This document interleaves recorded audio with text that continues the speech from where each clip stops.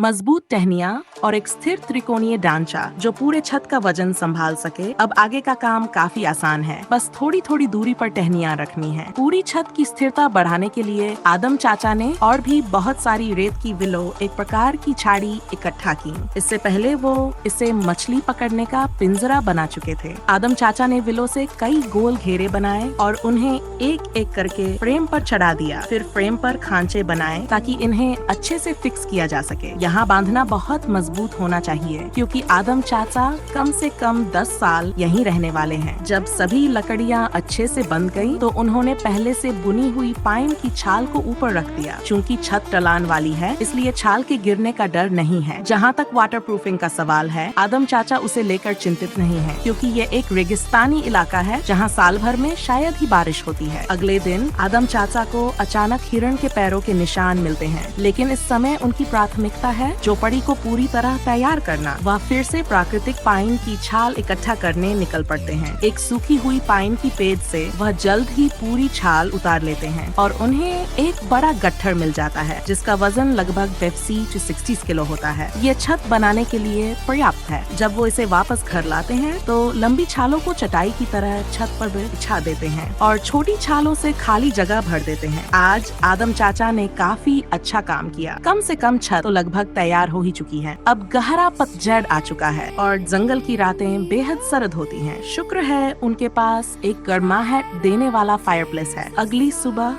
वह फिर से थोड़ी और छाल इकट्ठा करते हैं और पूरी छत का काम खत्म कर देते हैं। फिर वो 2 पत्थर लाकर एक दहलीज बना देते हैं। इस तरह 8 महीने की मेहनत से बनी झोपड़ी अब पूरी तरह बन चुकी है। इस सफर में हमने देखा कि कैसे आदम चाचा ने शून्य से शुरू करके एक घर खड़ा कर दिया। अब जरा सोचिए उनकी आने वाली जिंदगी कितनी रोमांचक होगी।